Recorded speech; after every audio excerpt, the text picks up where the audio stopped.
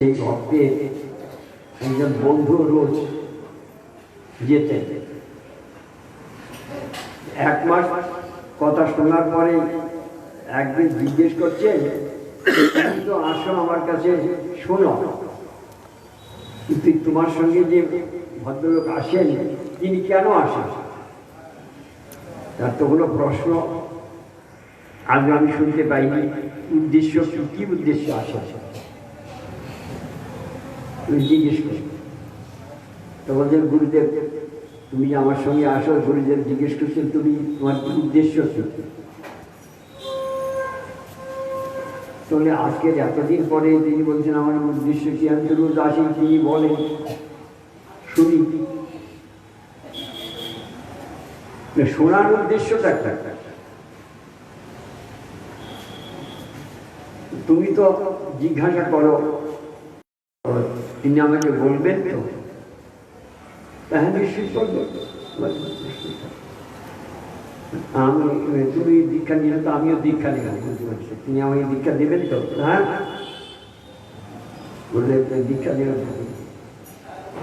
তো কি চাই? একটা জিনিস চাই। কি চাই? যেটা সবচেয়ে ছোট, ক্ষুদ্র, তার চেয়ে আর ক্ষুদ্র কিছু নেই।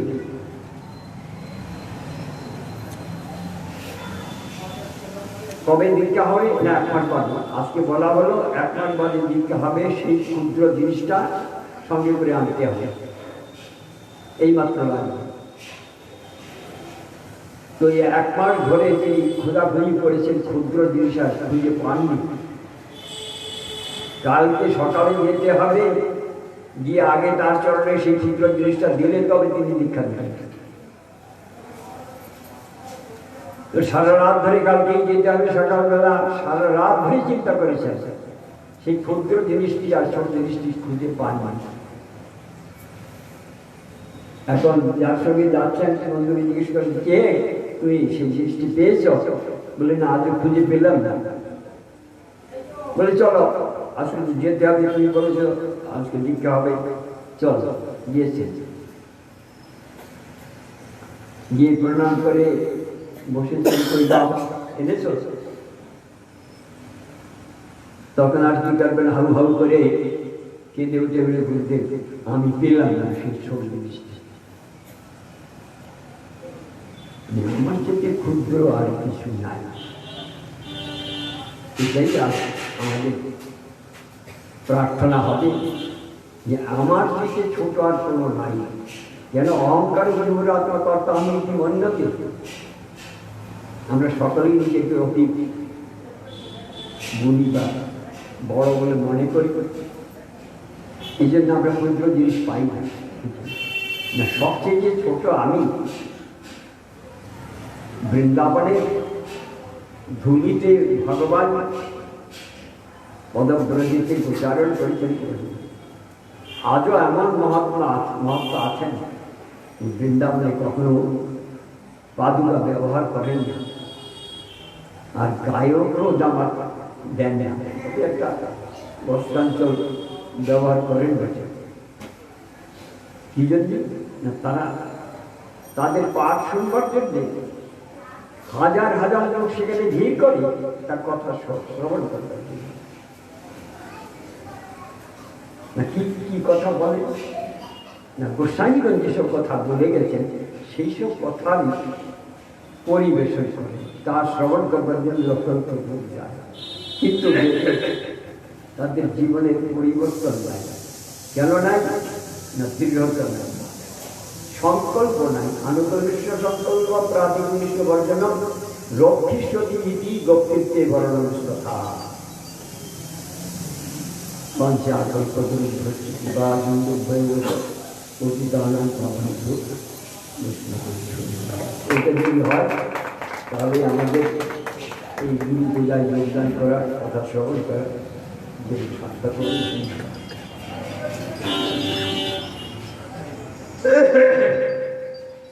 এতক্ষণ পর্যন্ত বিশেষ অতিথি পরম পূজ্যবান পরিব্রাজকাচার্য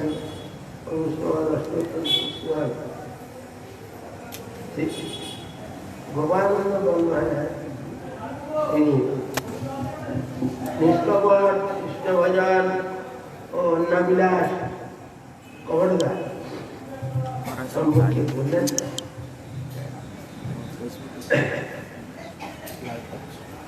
ভালো বলছেন। এবার বিষয়বস্তু নিষ্কপট কৃষ্ণ ভজন अन्नविलास कवर्धा সম্পর্কে प्रधान अतिथि भक्ति विचार बोले बरस में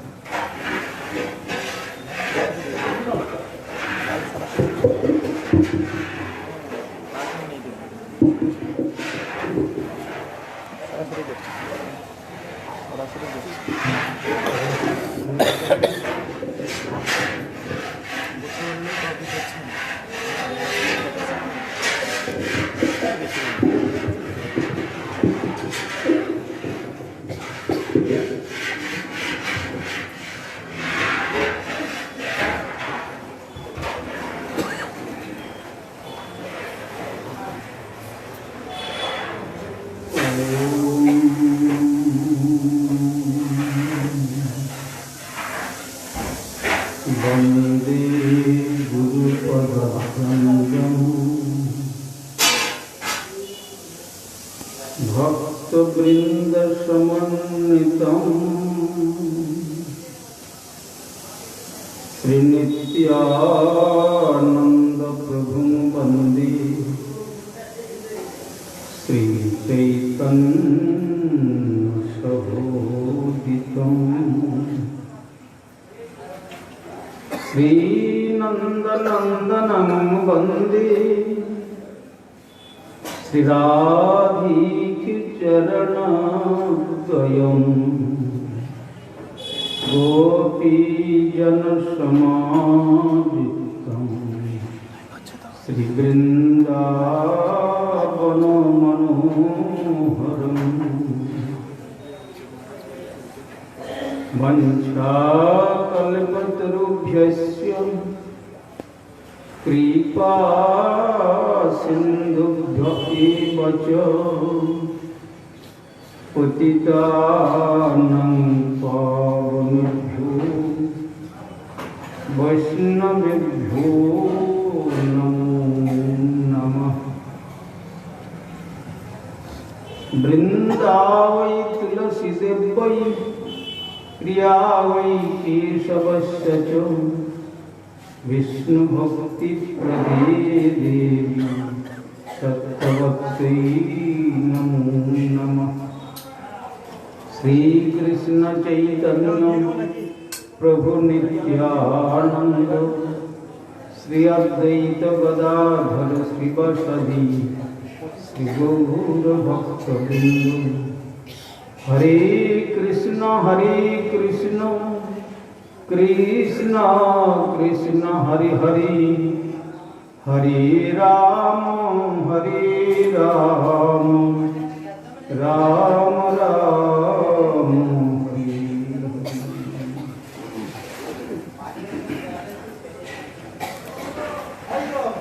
सर्वप्रथम परमार्चनीय श्री गुरुपाद पद्म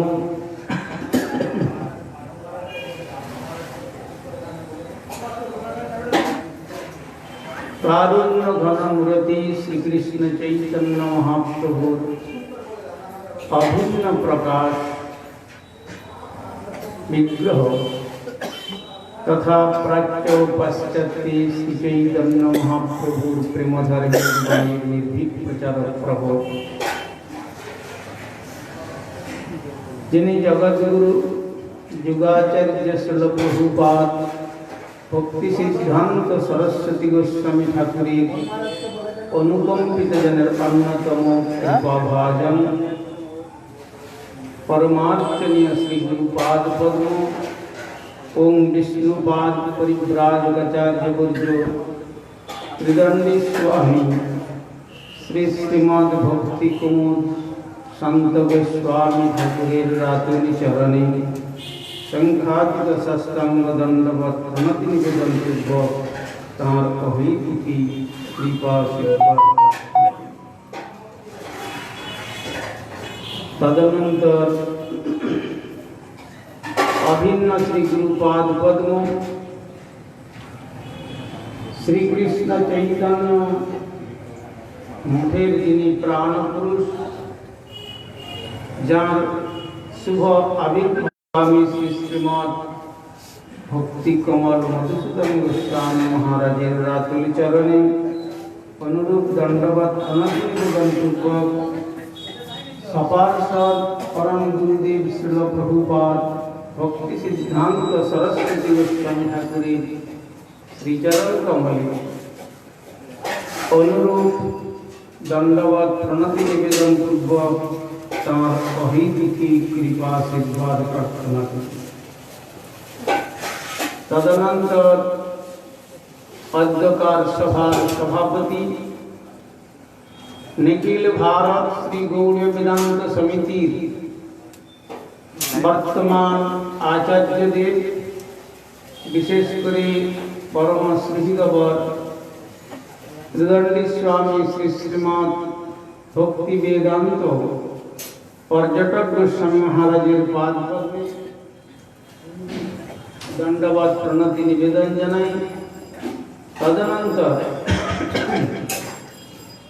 श्री कृष्ण चैतन्य मठेर वर्तमान आचार्य देव परम शहीद ओम विष्णुपाद श्री श्रीमद भक्ति जीवन आचार्य गोस्वामी महाराजेर पाद पद्मे अनुरूप दंडवत प्रणति निवेदन पूर्वक मंच भूषण स्वरूप त्रिदंडीपादगण ब्रह्मचारी वृंद महाभागवत चरित कथा श्रवण विकास सुधी सज्जन वृंद ও মাতৃমণ্ডলী সকলকে প্রারম্ভে জানাই আমার হার্দিক সাদর যথাযোগ্য বৈষ্ণব অভিনন্দন।